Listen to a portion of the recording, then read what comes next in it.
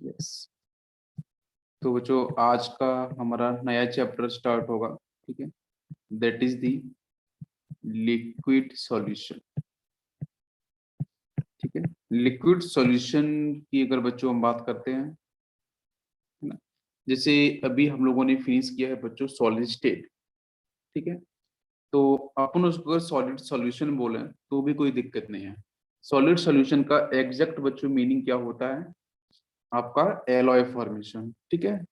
और यहाँ पे हम लोग बात कर रहे हैं एक ऐसा सॉल्यूशन जिसके बच्चों नेचर कैसा हो, लिक्विड स्टेट हो, ठीक है। फिजिकल स्टेट बच्चों कैसे हो, लिक्विड। और लिक्विड स्टेट होने का मतलब है कि बच्चों किसी भी सॉल्यूशन के दो पार्ट होते हैं। एक पार्ट होता है सॉल्यूट और एक पार्ट होता है बच्चों सॉल्वेंट, ठीक है। सॉल्यूट और सॉल्वेंट ये दो बच्चों आपके कंपोनेंट हैं, दो पार्ट हैं किसी भी सॉल्यूशन के। तो अगर बच्चों सॉल्यूट और सॉल्वेंट, मुझे बच्चों बात करना है डाइल्यूट सॉल्यूशन को लेके, तो डाइल्यूट सॉल्यूशन में हम लोग बोल सकते हैं कि आपका सॉल्वेंट जो होगा बच्चों वो आपका होगा लिक्विड में, है ना, लिक्विड फेज को रिप्रेजेंट करेगा, लिक्विड फेज को। और जो सॉल्यूट होगा वो बच्चों यहाँ पे आपको मिल सकता है और भी अदर फेज में मिल सकता है, ठीक है। तो मैं यहाँ पे लिख सकता हूँ एनी फेज, ठीक है। एनी फेज का मतलब बेटा किसी भी स्टेट में हो सकता है, ठीक है। लेकिन एक बात इंपॉर्टेंट है जो आपकी कांस्टेंट रहेगी, है ना, ये जो आपका रहेगा सॉल्वेंट, इसका बच्चों जो स्टेट है वो आपका कांस्टेंट रहेगा, ठीक है। तो सॉल्वेंट मस्ट बी लिक्विड और सॉल्यूट बच्चों किसी भी फेज का हो सकता है। तो यहाँ से आपको लिक्विड सॉल्यूशन मिलेगा, ठीक। अच्छा, अब यहाँ से हम लोग जो सॉल्यूशन की मेन कॉन्सेप्ट पे बाद में चलेंगे। पहले बच्चों हम बात करेंगे कि यहाँ पे हम किस टाइप का सॉल्यूशन पढ़ने वाले हैं इस चैप्टर के अंदर। तो यहाँ बच्चों हम सॉल्यूशन की डेफिनेशन जो लेंगे उसको मैं पहले एक्सप्लेन कर देता हूँ।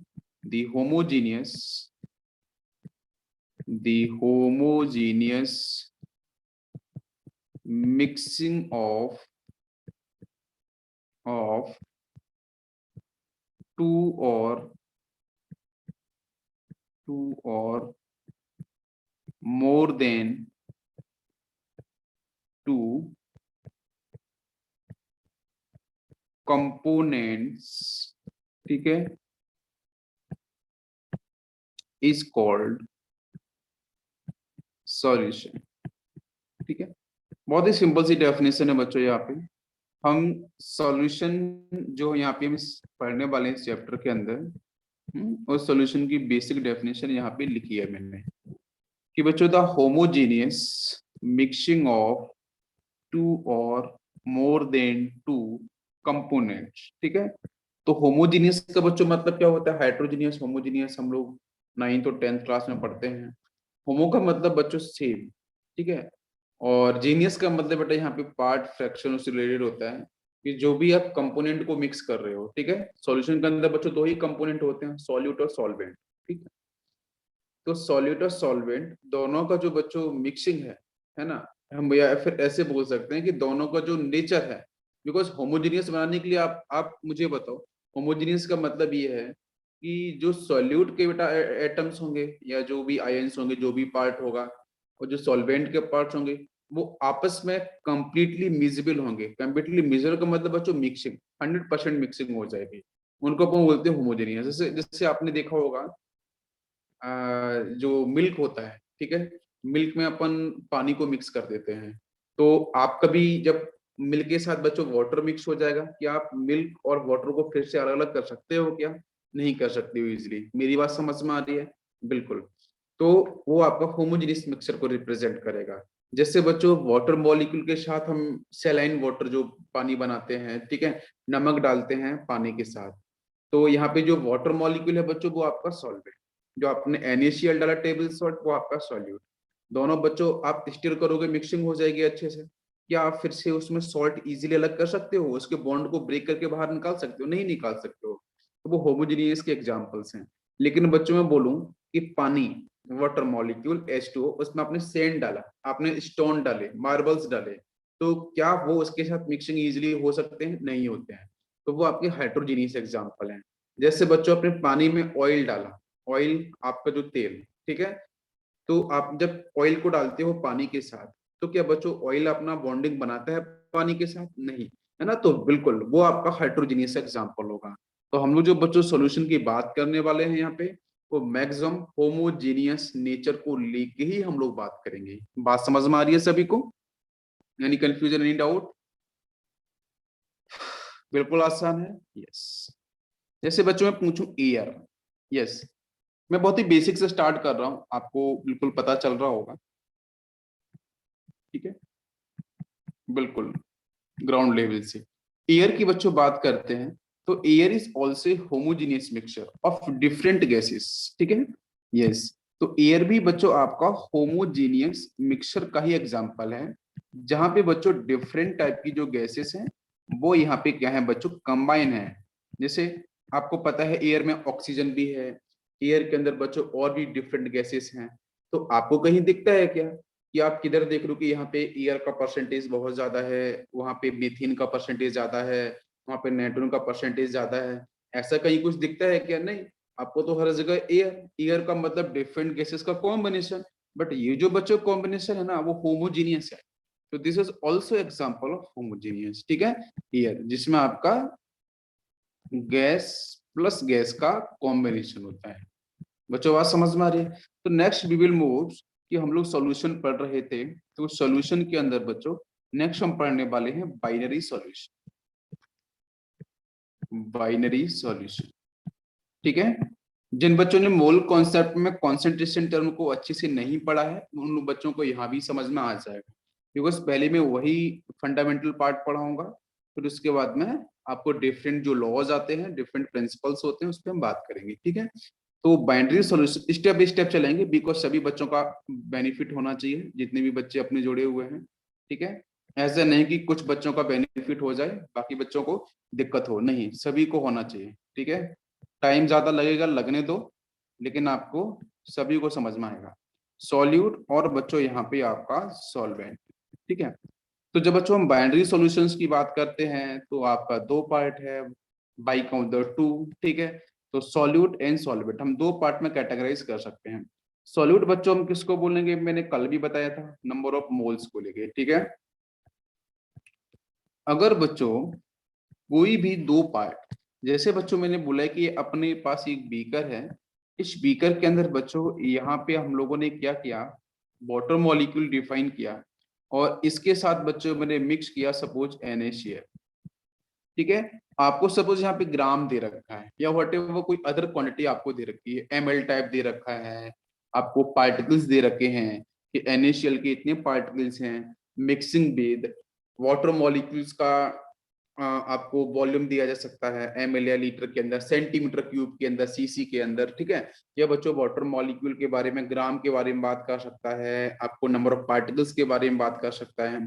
लेकिन आपको वो जो रिलेशन होता है ना मोल्स का, तो मोल्स का रिलेशन सबके साथ जो होता है नंबर ऑफ पार्टिकल्स के साथ divide by Avogadro number, gram given होगा, gram divide by molecular weight, atomic weight, या जिसको अपन मोलर मास बोलते हैं, है ना। और अगर बच्चों वहां पे आपको वॉल्यूम दे रखा है HTP NTP पे, तो Bl/2 नॉट HTP NTP, तो Pb=NiTu को फॉलो करना ही पड़ता है, ठीक है, उसमें n नंबर ऑफ मोल्स निकालने के लिए। तो बच्चों हमें हमेशा फोकस करना है कि अगर पार्टिकल्स गिवन है, ग्राम गिवन है, या फिर आपका यहाँ पे नंबर्स गिवन है, हमें हमेशा एक तरफ मूव करना होगा, बिकॉज बेटा हम लोग किसी भी चीज को जब कंपेयर करते हैं ना, तो दोनों की यूनिट सेम होना चाहिए, दोनों का नेचर सेम होना चाहिए, जो भी आप क्वांटिटी को चेक करना चाह रहे हो, कंपेयर करना चाह रहे हो, ठीक है। तो यस, तो हम हमेशा बच्चों डिसाइड करेंगे मोल्स के बेस पे, जिसके मोल्स ज्यादा होंगे, तो हम बहुत बार बोलते हैं कि लेस क्वांटिटी है तो सॉल्यूट हो जाएगा, मोर क्वांटिटी है तो सॉल्वेंट हो जाएगा। लेकिन बच्चों रेफरेंस क्या होना चाहिए, number of moles, number of moles कम होंगे तो सॉल्यूट, ठीक है। नंबर ऑफ मोल्स अगर बच्चों ज्यादा होते हैं, तो फिर आपका वो सॉल्वेंट होगा। सभी को बात समझ में आ गई? ये तो बेसिक सी इंफॉर्मेशन है, सभी को बिल्कुल समझ में आना चाहिए। नेक्स्ट बच्चों हम लोग बात करते हैं मोल्स। तो मोल्स का आपको ये फॉर्मूला तो सभी को पता है, gram divide by molecular weight. इसके बाद बच्चों हम बात करेंगे कुछ important terms, some important concentration terms. कुछ इंपॉर्टेंट कॉन्सेंट्रेशन टर्म्स है बेटा, उस पर हम पहले डिस्कस करते हैं। फर्स्ट, सबसे पहले बच्चों हम बात करेंगे मोलरिटी के बारे में, ठीक है। First point is molarity. Molarity को बच्चों हम लोग कैपिटल एम से रिप्रेजेंट करते हैं। बेसिक बच्चों इसका आपका डेफिनेशन क्या होगा, मोलरिटी को डिफाइन कैसे करते हैं, तो यहाँ पे हम बेटा बिल्कुल डिफाइन करेंगे total moles of solute present in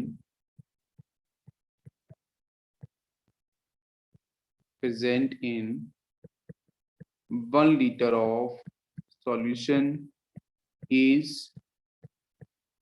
known as molarity। ठीक है बेटा, बिल्कुल सिंपल सी डेफिनेशन है। The total number of moles of solute present in 1 liter of solution is called molarity। ठीक है, आप लोगों ने कई बार पढ़ी होगी डेफिनेशन, ये बिल्कुल पढ़ी होगी, लेकिन मैं आपको जरूर बताऊंगा सारी बातें। तो इस पे बेटा क्वेश्चन सॉल्व कैसे होते हैं उस पर थोड़ा चर्चा कर लेते हैं। तो मोलरिटी इक्वल टू बच्चों ऊपर क्या लिखा जाएगा, ऊपर आपका लिखा जाएगा मोल्स डिवाइड बाई, नीचे होगा बच्चों बीएल। बीएल का मतलब है लीटर में आपको वॉल्यूम डिफाइन किया गया है, ठीक है। ये जो बच्चों ऊपर मोल्स लिखे गए हैं ना, ये किसके होंगे, ये सॉल्यूट के होते हैं। नीचे बच्चों जो बीएल लिखा गया है ये आपका सॉल्यूशन का होगा, ठीक है, सॉल्यूशन का होगा, सॉल्यूशन का जो वॉल्यूम होगा। जैसे बच्चों इसको हम बहुत ही मैथमेटिकली आपको और मैं आसान कराना चाहता हूँ। आप लोगों ने बिल्कुल पढ़ा होगा, मैंने मूल कॉन्सेप्ट में आप सभी को पढ़ाया है, लेकिन मैं फिर इसको और आसान करके आपको बताता हूँ, क्योंकि यहाँ पे न्यूमेरिकल सॉल्व कैसे हमें और आसानी से हम कैसे कर सकते हैं, टाइम कैसे और बचा सकते हैं। जैसे बच्चों आपको पता है, हम लोग पढ़ते हैं वेलोसिटी के बारे में, तो आपको पता है डिस्टेंस डिवाइड बाई डिस्टेंस जो कवर्ड है इन यूनिट टाइम जो भी आपका रहेगा, ठीक है, अपन इस तरीके से लिखते हैं। तो अगर बच्चों मैं यूनिट टाइम बोलूं तो टी इक्वल टू क्या है, मैं वन, वन कुछ भी हो सकता है ना, टाइम आपका किसी भी यूनिट्स में आप ले सकते हो। तो मैं अगर बोलूं कि बेटा अगर आपको डिस्टेंस डिफाइन करनी है, आपको वेलोसिटी डिफाइन करनी है, आपको स्पीड डिफाइन करनी है, तो आपको यूनिट पार्ट लेना पड़ेगा। तो मैंने बच्चों क्या किया है, टाइम को यूनिट में ले लिया, ठीक है, 1 सेकेंड 1 आवर जो भी आपने यूनिट ले लिया, ठीक है, उसके रिस्पेक्ट में। तो अब इसको मैंने 1 ले लिया, तो आपको पता है कि b की वैल्यू d के बराबर हो जाएगी ना। मेरी बात समझ में आ रही, क्लियर हो रहा है। मतलब आप क्या कर रहे हो कि किसी पार्ट को यूनिटी ले लो, तो हम लोग वॉल्यूम जो बीएल जो लेते हैं ना, इस बीएल को अपन लोग बेटा 1 लीटर ही क्यों लेते हैं, ये बात आपके दिमाग में हमेशा पॉपअप करती होगी, दिमाग से निकलती होगी कि 1 लीटर ही क्यों लेते हैं सर, यहाँ पे 2 लीटर क्यों नहीं ले सकते हैं, मोलरिटी ले सकते हैं बेटा, लेकिन हम अपने कन्वेनियंस के हिसाब से, हम अपनी आसानी और कंफर्ट जोन को ध्यान रखते हुए हम बीएल को 1 लीटर ही लेते हैं। या फिर आपने बहुत सारे फॉर्मूले पढ़े होंगे, उन फॉर्मूले के अंदर बेटा हम लोग यूनिट्स की ही बात करते हैं कि यूनिटी ले लो और चीजों को डिफाइन कर दो, क्योंकि यूनिटी लेने से चीजें आसान हो जाती हैं, क्वेश्चन समझ में आ जाता है। इसलिए हम लोग जब इसकी डेफिनेशन पढ़ते हैं ना, तो बार बार डेफिनेशन को रट्टा मारना शुरू करते हैं। रट्टा नहीं मारना है, आपको बीएल को 1 लीटर लेना ही है। इसलिए डेफिनेशन के अंदर ना हम लोग क्या करते हैं कि number of moles of solute, उसको तो हम वन नहीं बोलते कभी कि ऊपर वाले मोल्स को सॉल्यूट को वन ले लो, यूनिटी ले लो, नहीं बेटा, है ना। जो जो मैक्सिमम जो आपको जो मैक्सिमम कंटेंट दिखाई देगा उसको ही आपको लेना पड़ेगा यूनिटी। तो मैंने बीएल को यूनिटी ले लिया, 1 ले लिया, तो ऑटोमेटिक आपकी मोलरिटी डिफाइन हो जाएगी, कोई कंफ्यूजन नहीं। इसलिए हम लोग यहाँ पे जब वेलोसिटी वगैरह भी डिफाइन करते हैं, आपने भी पढ़े होंगे, तो वहां पे हम जो टाइम वगैरह उसको यूनिटी में लेके ही सॉल्व करते हैं। तो यूनिटी हम इसलिए लेते हैं बिकॉज न्यूमेरिकल्स काफी आसान हो जाते हैं।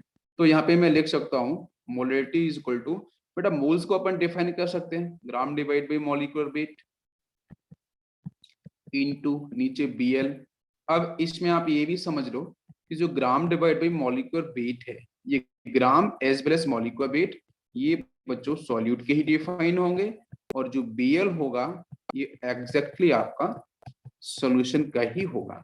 बाकी बच्चों अपन यूनिट के बारे में बात करते हैं। तो यहाँ पे आपको पता है कि मोल्स डिवाइड बाई लीटर, तो जिसको अपन क्या बोल सकते हैं बेटा, मोलरिटी। ठीक है, तो मोलरिटी काफी समझ में आया होगा आपको। सेकेंड बच्चों बात करते हैं अपन लोग नॉर्मलिटी के बारे में। नॉर्मलिटी मतलब बच्चों कैपिटल एन। नॉर्मलिटी बेटा हम लोग कैसे डिफाइन करते हैं, आपको बता, मैं एक बात बताता हूँ आपको। मैंने आपको इक्विवेलेंट कॉन्सेप्ट पढ़ाया था। तो बच्चों मोलैरिटी जो टर्म है ना, वो हमेशा नंबर ऑफ मोल्स के साथ ही डिस्कस की जाती है, ठीक है। और बच्चों normality is also concentration term, ये बच्चों हमेशा ग्राम इक्विवेलेंट के साथ डिस्कस की जाएगी। जैसे बच्चों, जैसे मोलैरिटी के अंदर मोल्स होता है, नॉर्मेलिटी के अंदर ग्राम इक्विवेलेंट होता है, उसको बच्चों में बिल्कुल इजी मेथड से रिप्रेजेंट करता हूँ जीएमई। जीएमई का मतलब है ग्राम इक्विवेलेंट, ठीक है, और कुछ भी नहीं है। तो क्या होगा, normality is equal to gram equivalent divide by volume in litre.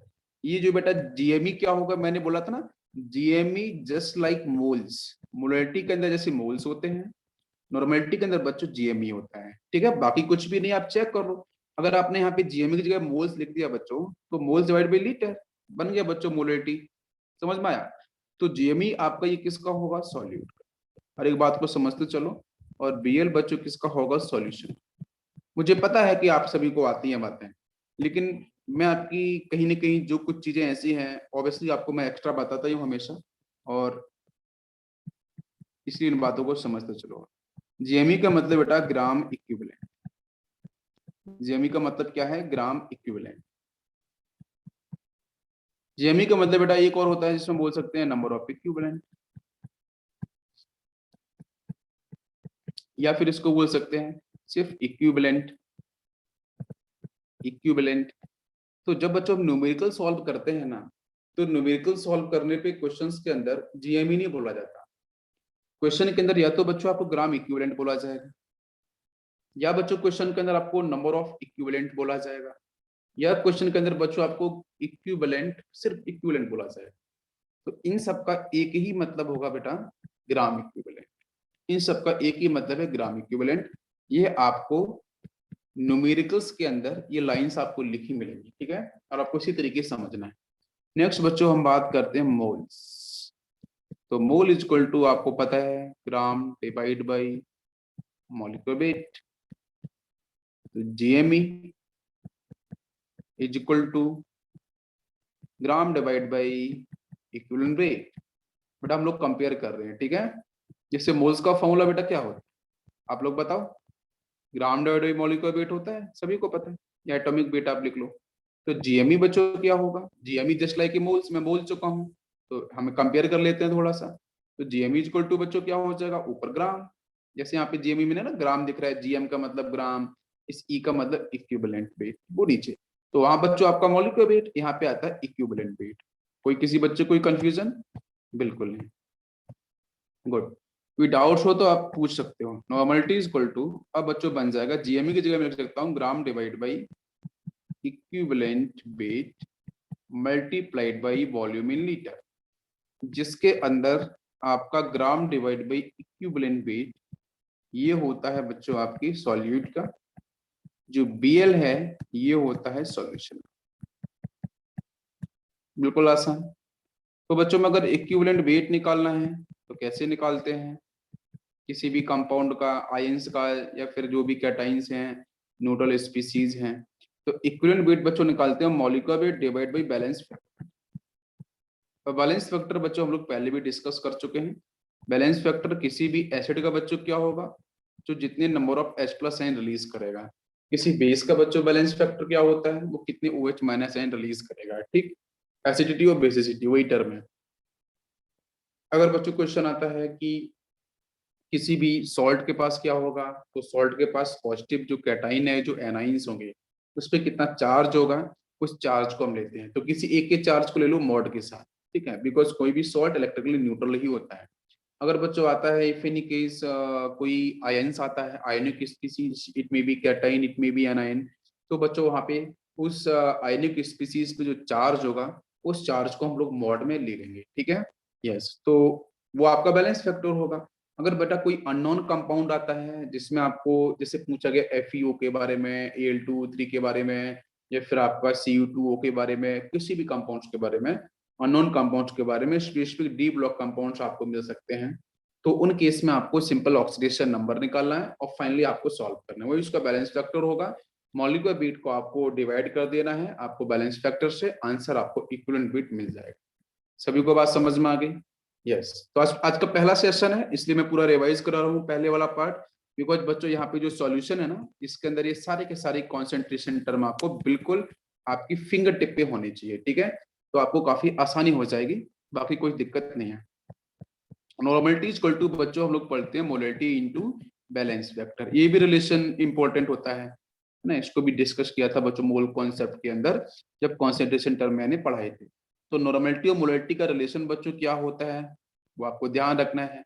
Normality equal to molarity into balance vector. अगर क्वेश्चन के अंदर बच्चों आपको मोलरिटी दे रखी है, नॉर्मलिटी में चेंज करना होगा, तो प्लीज बच्चों इस फॉर्मूले को अपन को याद रखना, ध्यान रखना, सॉल्व हो जाएगा। नेक्स्ट बच्चों बात करते हैं कि अगर equivalent weight is equal to molecular weight divide by balance factor, ठीक है बच्चों। यहाँ पे मैं इसको ऐसे लिख सकता हूँ कि equivalent weight is equal to small m भी लिख सकता हूँ divide by balance factor. Sorry, आप स्मॉल ये सिर्फ एम, एम का मतलब वही है आपका मॉलिक्यूलर वेट से डिवाइड बाय आपका वही बैलेंस, लेकिन ये तरीके अलग अलग। जैसे हम बात करते हैं इक्विवेलेंट वेट फॉर एसिड, ये सिर्फ मैं अपनी साइड से कुछ मॉडिफिकेशन करता हूँ, डिवाइड बाई बेसिसिटी, है ना। एसिड के लिए बेसिसिटी डिफाइन होती है, मतलब H प्लस आयन कितने रिलीज होंगे। इसी तरीके से बच्चों अगर आपका बेस होता है तो अपन डिफाइन करते हैं molecular weight divide by acidity, ठीक है। एसिडिटी बटा OH माइनस आयन कितने रिलीज होते हैं, ठीक है। यस, आप दोनों तरीके से बोल सकते हो। एसिड का मतलब कि कितने number of H plus release हुए हैं या कितने number of OH minus ion accept हुए हैं, बात तो वही है, आपको नंबर से मतलब है, ठीक है। बाकी कोई दिक्कत नहीं, यहाँ तक सभी को समझ में आ गया, सॉल्ट वगैरह बताने की जरूरत नहीं पड़ेगी I hope. Next we will discuss कि बच्चों मैं एक तरफ लेता हूँ कंपाउंड, यहाँ पे इक्विवेलेंट वेट, थोड़ा इसके बारे में डिस्कशन कर लिया जाए। कुछ कंपाउंड जो इंपॉर्टेंट है, जो आते हैं एग्जाम में हमेशा बेटा बार बार आते हैं। HCl, HCl का बच्चों इक्विवेलेंट वेट क्या होगा, molecular weight divide by 1, because ये 1 H प्लस आयन निकालेगा। मैं बच्चों आपसे पूछूं H2SO4 का क्या होगा इक्विवेलेंट वेट, m/2। थोड़ा जल्दी जल्दी आंसर करो सभी लोग। नेक्स्ट बच्चों मैं पूछता हूँ H3PO4, क्या होगा इसका आंसर, m/3, ठीक है। मैं अगर आपसे पूछूं H4P2O7, इसका क्या होगा बच्चों, तो आंसर होगा m/4। नेक्स्ट बच्चों मैं पूछूं आपसे H2C2O4, ऑक्जेलिक एसिड का सेक्शन है ये, मैं आपको सारे एसिड्स पढ़ा चुका हूँ जितनी भी कैटेगरीज होती है, तो m/2, ठीक है। बेटा H2C2O4.2 वाटर मॉलिक्यूल्स, मॉलिक्यूल में आप 126 निकाल सकते हो। H2 यहाँ से, हाँ यहाँ से मैंने लिखा है बच्चों कि ये H2C2O4.2 वाटर मॉलिक्यूल्स, तो आपका इसका जो मॉलिक्यूलर वेट लेना होगा आपको 126 लेना होगा, वाटर मॉलिक्यूल्स का भी ऐड करना होगा। तो अगर बच्चों क्वेश्चन में सिर्फ ऐसे लिखा है H2C2O4 बस इतना ही लिखा है, तो उस केस में आपको पता है कि आपका बैलेंस फैक्टर तो डिवाइड बाई 2 ही होगा, लेकिन यहाँ पे जो मॉलिक्यूलर वेट अपन को लेना होगा वो 90 लेना होगा। क्या आपको मेरी बात समझ में आ रही है सभी को?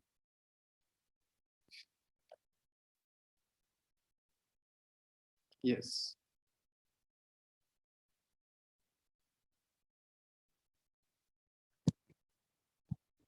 यस। तो बच्चों यहाँ तक बात क्लियर हुई होगी, बिल्कुल। तो इसके बाद हम लोग चलते हैं नेक्स्ट कॉन्सेप्ट को समझते हैं इसी में ही।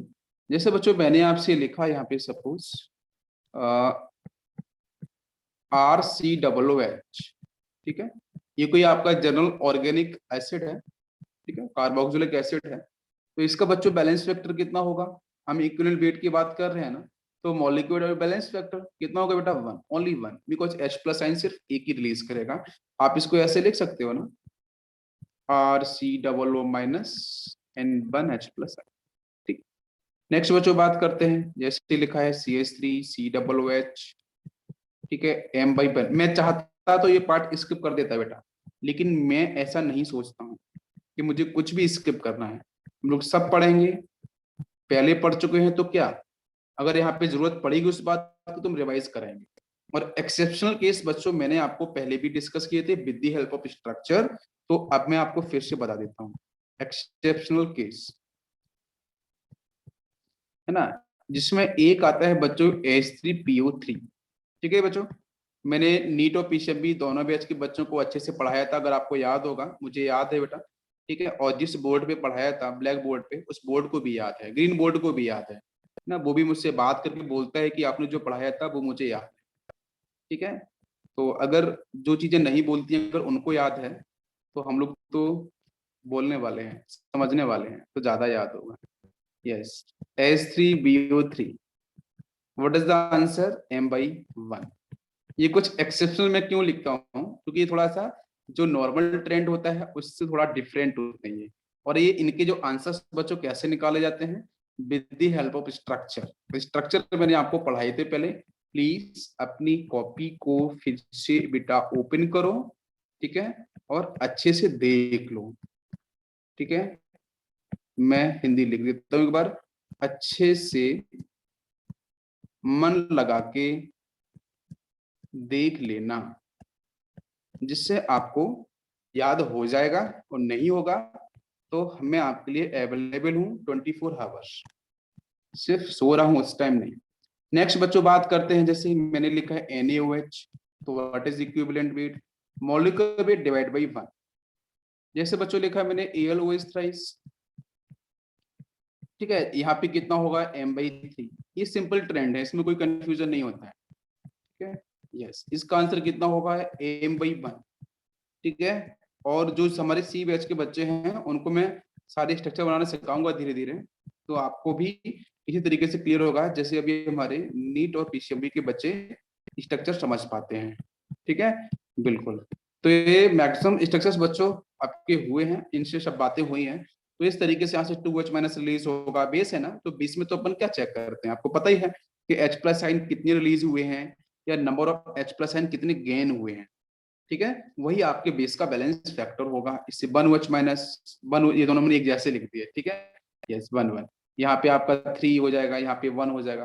बिल्कुल आसान है, कोई कंफ्यूजन किसी को नहीं। जैसे बच्चों में कुछ एग्जाम्पल्स लूँ, फटाफट से लेते हैं। जैसे मैंने लिए बच्चों NaCl, what is the answer? M/1। ठीक है, CaCl2, ठीक है, M/2। नेक्स्ट बच्चों बात करें अपन, सॉल्ट हैं सारे के सारे, Al2SO4 thrice, what is the answer? जल्दी से बताइए बच्चों, M/6 होगा।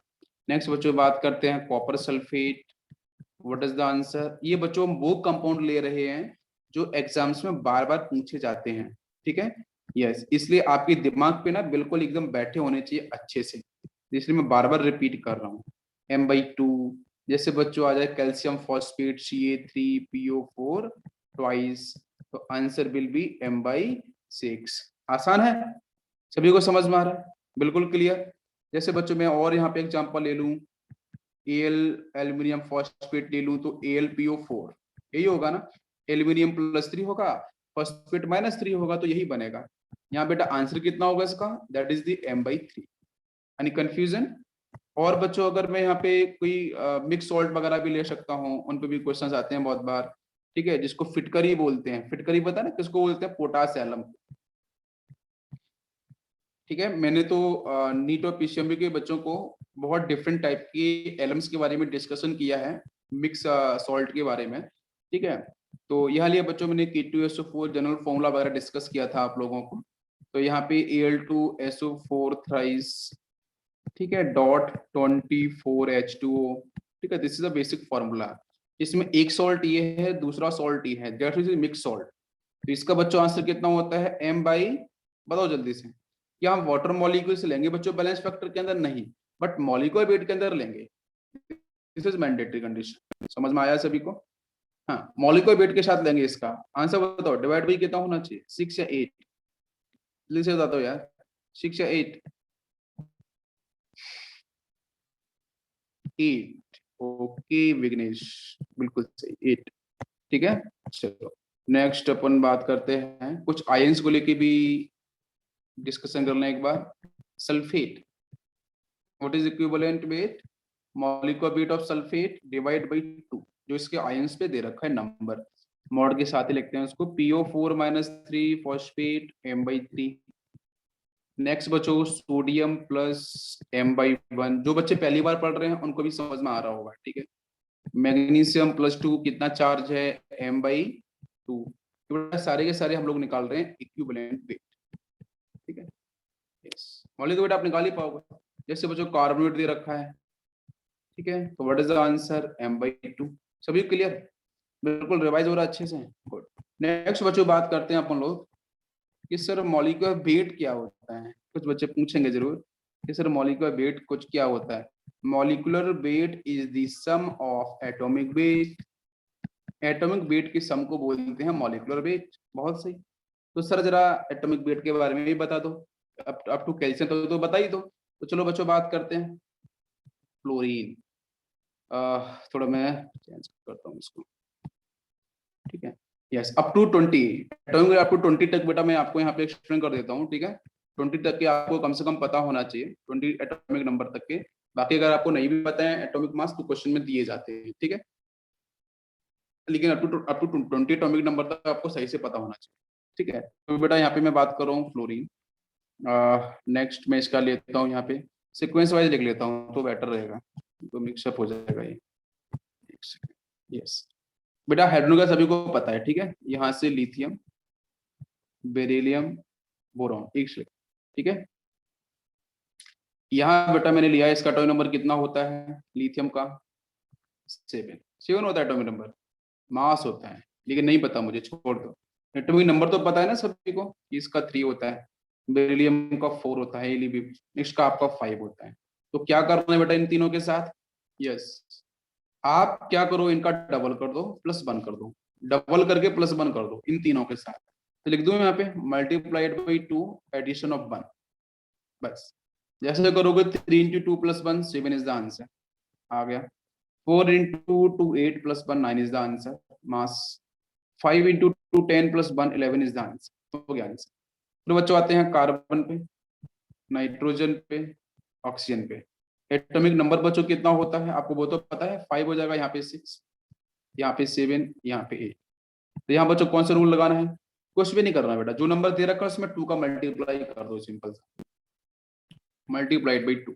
6 × 2 कितना 12 होता है, 7 × 2 कितना 14 होता है नाइट्रोजन का एटॉमिक मास। ऑक्सीजन का बेटा 2 कर दो मल्टीप्लाई 16 होता है। बिल्कुल आसान तरीका है, हो गया क्लियर।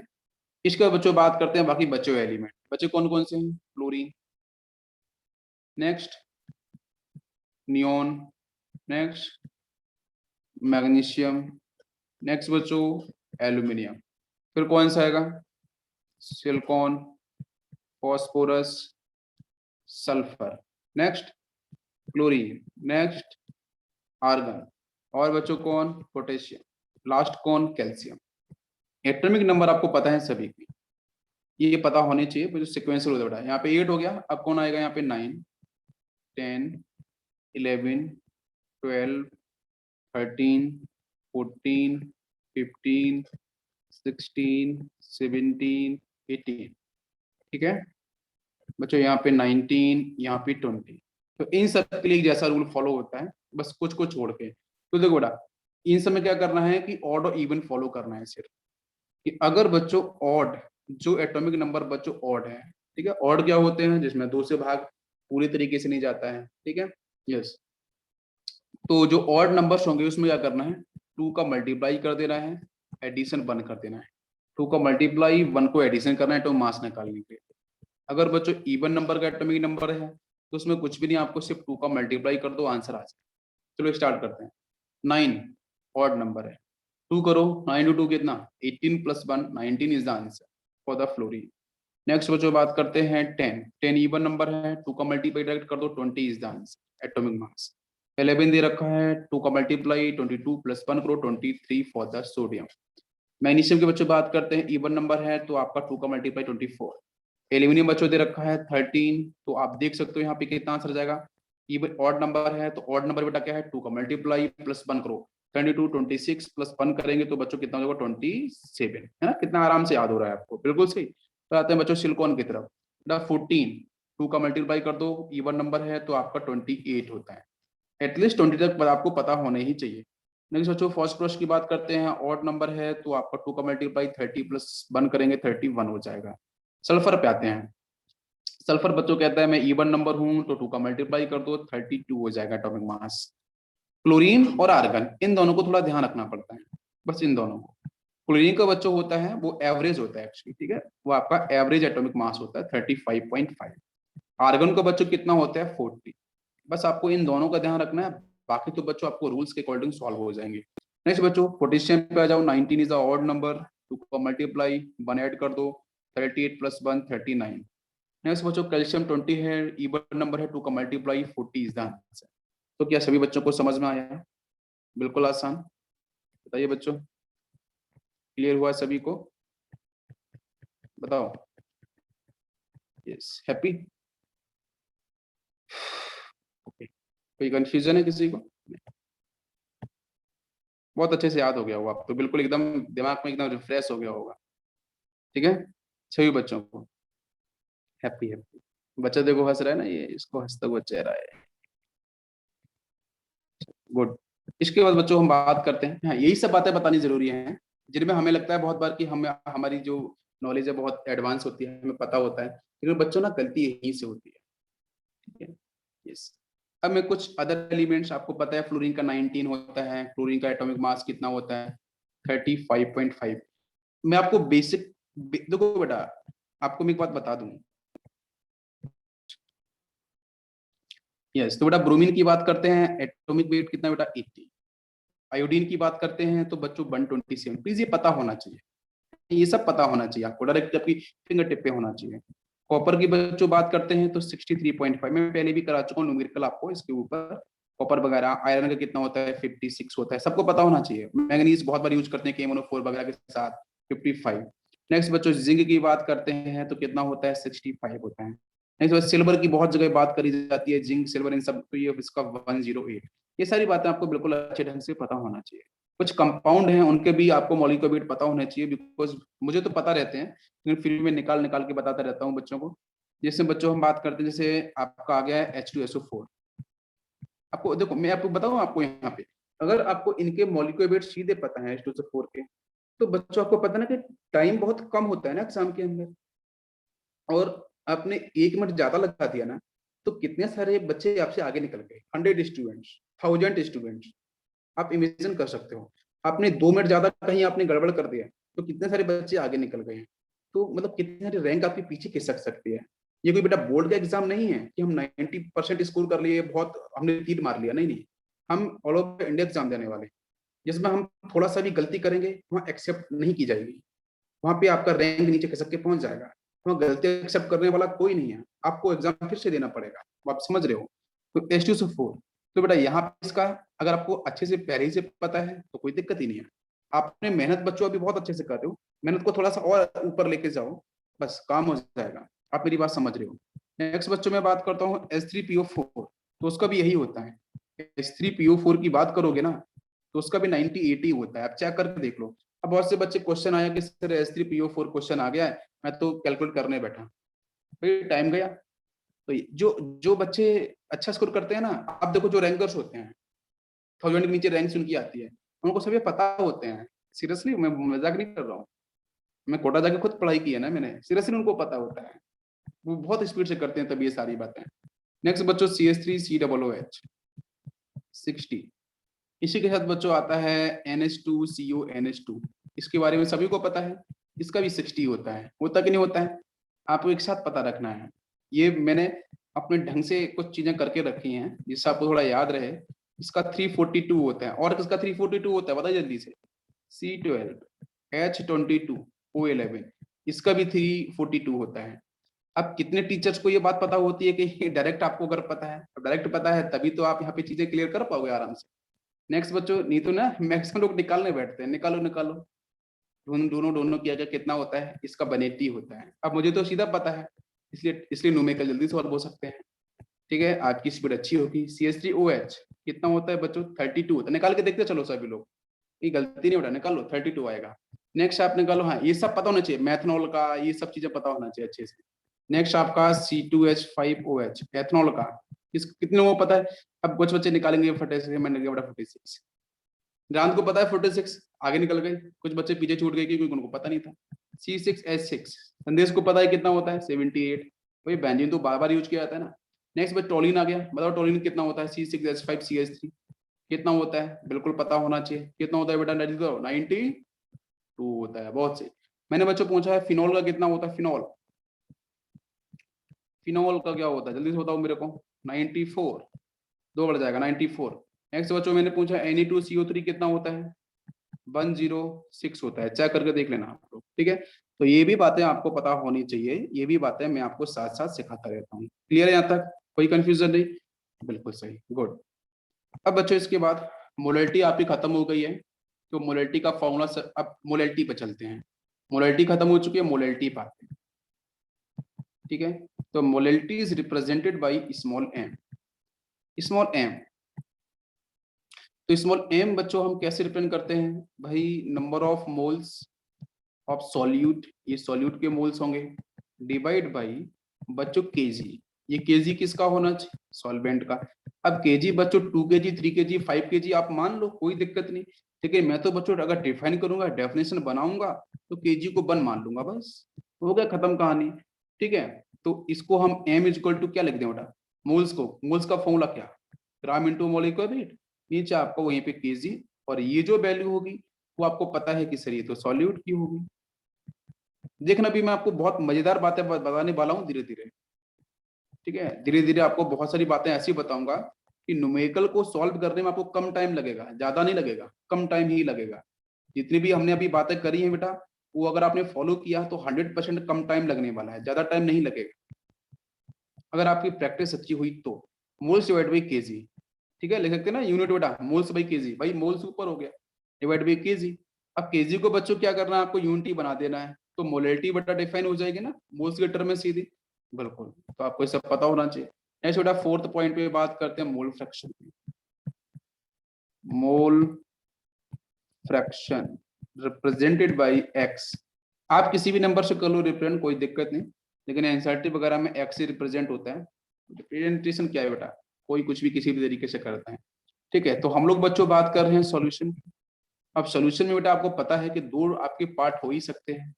एक पार्ट मान लिया मैंने बेटा ए, एक पार्ट मान लिया मैंने बी। तो जो पार्ट ए है इसके नंबर ऑफ मोल्स बेटा मैंने किए हैं Na से रिप्रेजेंट, इस बी के मैंने किए हैं आपके Nb से रिप्रेजेंट। तो बच्चों मोल्स का फ्रैक्शन निकालना है, मोल्स का रेशियो निकालना है, मेरी बात समझ में आ रही है, मोल्स का रेशियो निकालना है। अब बेटा कंपोनेंट एक ए है, एक कंपोनेंट बी है, तो कंपोनेंट ए के मोल फ्रैक्शन निकालने हैं। तो कंपोनेंट ए के जो मोल्स हैं वो ऊपर लिख देना, टोटल मोल्स नीचे लिख देना, ए प्लस बी के मिला के। बी के निकालने हैं तो बी के मोल्स ऊपर, ए बी के मिला के नीचे, खत्म कहानी, मतलब सॉल्यूशन के मोल्स नीचे। सॉल्यूशन में दोनों पार्ट आते हैं ना, जिसका निकालना है उसका ऊपर। जैसे मैं बोल रहा हूँ चलो क्लास में किसी किसी कोई बच्चा है ना, उस बच्चे का मेरे को वो निकालना है बेटा कि उसका परसेंटेज कितना है, वेट कितना है, या बच्चे की कोई क्वालिटी वगैरह निकालनी है, तो उसका मैं वैल्यू ऊपर रखूंगा, सारे बच्चों की वैल्यू नीचे, तो उसके बारे में पता चल जाएगा। तो वही बेसिक सा पार्ट होता है, कुछ भी नहीं है। फ्रैक्शन का मतलब बेटा होता है आपका सिंपल सा टर्म रेशियो, नथिंग एल्स, ठीक है, सिंपल तरीके से समझ लो। तो बच्चों यहाँ से एक्स से पहले निकालते हैं, तो एक्स से आप निकाल पाओगे ना, N E divide by N A plus N B. और इसी तरीके से बच्चों आप यहाँ पे एन बी भी निकाल सकते हो, sorry this is X B, sorry X भी निकाल सकते हैं। तो यहाँ पे आपका N B divide by N A plus N B. अपन एक्स प्लस एक्स बी को बच्चों ऐड कर देंगे, तो आपको यहाँ पे यूनिटी 1 निकल के आएगा। Not only X plus X B, मैं तो कहता हूँ X plus X B plus X C plus X D plus X C F Z E F and Z. Z के बाद कोई अगर नंबर आता है तो उसको भी डिजिट वर्ड को लिख देना। तो इन सबको अगर एक्स एक्स करके लिख देते हो एडिशन, तो 1 आएगा हमेशा, ऑलवेज 1, ठीक है बस। लेकिन एक ही सोल्यूशन के पार्ट होने चाहिए, ऐसा नहीं कि एक सोल्यूशन कोई अलग है दूसरा सोल्यूशन कोई अलग है, फिर निकालने बैठो तो गलती हो जाएगी, फिर गलती नहीं हो सकती, फिर आपकी गलती होगी वो सिंपल सी। नेक्स्ट बच्चों क्वेश्चन आता है मास फ्रैक्शन पे। मास फ्रैक्शन है ना, जैसे मोल्स फ्रैक्शन पढ़ा था जैसे मास फ्रैक्शन। तो मास फ्रैक्शन को बच्चों हम क्या कर सकते हैं, हम एम ए लिख दिए यहाँ पे, भाई ए और बी कंपोनेंट सॉल्यूशन होगा। तो सॉल्यूशन को 2 पार्ट 2 कंपोनेंट ले लिए मैंने, एक ए बी, आप और ले लो, सी ले लो, आपकी मर्जी, आप डी ले लो, आप ई ले लो, जितना लेना है आप ले लो, कोई दिक्कत नहीं, ठीक है। यहाँ पे बेटा कोई लिमिटेशन नहीं है, ठीक है, ले लो आप जितना लेना है, लेकिन मैं तो ए बी को लेकर समझा दूंगा, कम से कम 2 तो चाहिए। तो बेटा इसका जो वेट, भाई ग्राम में ही करूंगा ना रिप्रेजेंट यूनिट, तो मैंने डब्ल्यू ए लिख दिया। इसका बच्चों वेट मैंने डब्ल्यू बी लिख दिया। तो जैसे बच्चों निकालते हैं मोल फ्रैक्शन, वैसे निकालेंगे मास फ्रैक्शन। किसी बच्चे कोई तकलीफ, तो बहुत सी बार ना पहली बार बहुत से बच्चे सुनते हैं तो ये गलती कर देते हैं, ठीक है। ये बेटा एम यहाँ पे मोलैलिटी नहीं है, थोड़ा मास या थोड़ा समझ लेना है इसको, आप स्मॉल एम से लिख लो यार, जैसा भी ठीक लगे आपको, नाम से क्लियर रखना, ठीक है, स्मॉल एम ए लिख लो। इसका मतलब बेटा वही जिसके बारे में निकालना, ए के बारे में निकालिए component W A divide by नीचे W A plus W B. इसी तरीके से बच्चों आप निकाल सकते हो, इसके बारे में निकाल सकते हो। ठीक है, आपका mass fraction for B component, तो आपको पता है कि डब्ल्यू बी ऊपर लिख लेना, बाकी आपका जो नीचे पार्ट हो जाएगा W A plus W B. बिल्कुल सही। दोनों को बेटा अगर आप ऐड करोगे M A plus M E को, ये एम ए क्या है आपका mole fraction of A component, sorry mass fraction of A component, mass fraction of B दोनों को ऐड करोगे तो आपका यहाँ पे M A plus M E की वैल्यू कितनी आ जाएगी आपकी 1 आ जाएगी। कोई दिक्कत? अब बच्चों चलते हैं मोल परसेंटेज की तरफ।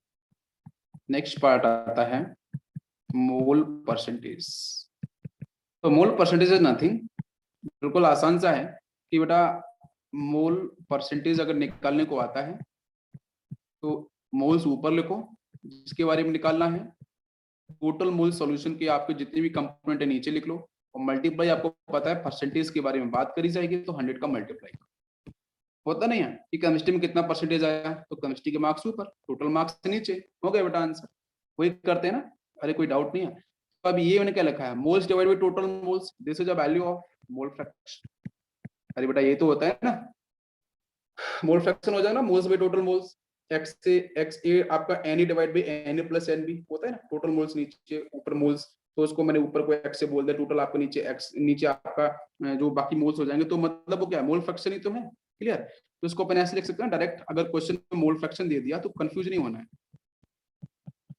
तो ये मोल फ्रैक्शन इनटू आपका 100, तो डायरेक्ट मोल फ्रैक्शन के साथ अगर आपने 100 का मल्टीप्लाई कर दिया तो आपका डायरेक्ट बेटा मोल परसेंटेज निकल के आ जाता है। एक नई बात पता चली सभी को? कोई कंफ्यूजन यहाँ तक किसी बच्चे को नहीं? चलो इसके बाद बच्चों बात करते हैं mass percentage. Next point is mass percentage. ठीक है, मास परसेंटेज के अंदर बच्चों कौन कौन से होते हैं? 4 पार्ट्स होते हैं। पहला पार्ट होता है परसेंटेज बाय मास, सेकंड बच्चों होता है परसेंटेज बाय वेट, थर्ड आपका होता है percentage by weight divide by weight, और फोर्थ होता है बेटा इसको, आप इसको इस तरीके से समझो, देखो मैं इसको ना पहले रिप्रेजेंट करने के तरीके आपको सिखाता हूँ। ये मास परसेंटेज अगर क्वेश्चन में आता है तो आप कैसे समझोगे उसको? तो भाई मास को हम केमिस्ट्री में मास भी बोलते हैं, मास को हम लोग केमिस्ट्री में वेट बोलते हैं, ग्रेविटी ऐसा नहीं होता है ना, वेट बाई वेट ऐसे भी बारे में लिखा हो सकता है, या फिर परसेंटेज डब्ल्यू बाई डब्ल्यू भी लिखा हो सकता है, कुछ इसी तरीके से इसको हम रिप्रेजेंट कर सकते हैं। जैसे कल की बात हुई थी, चलो आगे चलते हैं हम लोग। यस, तो इसके बाद बच्चों हम लोग बात कर रहे थे percentage weight divide by wait. Yes, तो बेटा इसको मैं ऐसे लिख सकता हूँ कि भाई weight of particular A atom, वो ग्राम में ही होगा, अपन को ग्राम में लेके सॉल्व करना है, ये बात ध्यान रखना, बेसिक यूनिट बेटा वही है। नीचे आपको आ जाएगा W A plus W B, ठीक है, और ये भी बच्चों पूरा पार्ट ग्राम में ही लेना है आपको, बगैर किसी भी यूनिट में दे रखा हो आप उसको ग्राम में चेंज कर लेना, मल्टीप्लाई बाई 100। इसी तरीके से बच्चों आ सकता है कि percentage by volume, percentage by volume, ये सब लिखने के तरीके होते हैं बहुत अलग तरीके से, या बच्चों बहुत बार लिखा होता है, ध्यान दो। परसेंटेज बाई वॉल्यूम को ना हम ऐसे भी लिखते हैं, percentage of weight divided by volume. ध्यान दो बेटा, हम परसेंटेज बाई वॉल्यूम को हम लोग percentage of weight divide by volume भी लिखते हैं, इसका मतलब वही है, लेकिन हम लोग बेटा हमेशा क्या पढ़ते हैं, percentage of weight by volume. Question में लिख के आ गया कि बेटा परसेंटेज बाई वॉल्यूम, तो इसका मतलब वेट बाई वॉल्यूम ही बात कर रहा है वो, ये बात बिल्कुल ध्यान रखना। अगर इसका बेटा फॉर्मूला लिखा जाएगा ना तो आपको कैसे कि percentage W divide by B का मतलब क्या होगा, तो ऊपर बेटा क्या होगा वेट फॉर ए कंपोनेंट, वो भी ग्राम में होगा, भाई वेट तो ग्राम में लेना होगा। नीचे बच्चों वॉल्यूम, तो volume for A component and volume of B component, समझ में आ गया, और मल्टीप्लाइड बाई बच्चों 100। क्लियर? तो आपको वेट बाई वॉल्यूम तो पता है, लेकिन आपको परसेंटेज बाई वॉल्यूम समझ में नहीं आता, ये गलती करते हो बार बार, क्योंकि इसका मतलब ना आप कुछ भी निकाल लेते हो, वॉल्यूम बाई वॉल्यूम परसेंटेज भी लिख लेते हो, तो गलत हो जाता है वो। अब सुनो ध्यान से, नेक्स्ट बच्चों आता है percentage of volume by volume. Percentage of volume by volume को हम वही बोलते हैं जो उसका मतलब है। हम परसेंटेज ऑफ वॉल्यूम अगर बच्चों लिखता है तो उसका मतलब मैंने जस्ट अभी आपको बताया, उसका मतलब होता है percentage of weight by volume. ये बात क्लियर हो रही है? ये मिक्स नहीं होनी चाहिए। यस, इसको बेटा कैसे लिखते हैं, इसको आपको पता है बहुत सिंपल तरीके से कि भाई जो आपका volume of A component, volume को बच्चों हम एमएल में डिफाइन करेंगे, नीचे क्या होगा आपका बी ए हो जाएगा प्लस आपका बीबी हो जाएगा, और मल्टीप्लाइड बाई आपका 100 हो जाएगा। बेटा वॉल्यूम में ना एमएल के साथ आपको यूज करना है, कोई कंफ्यूजन?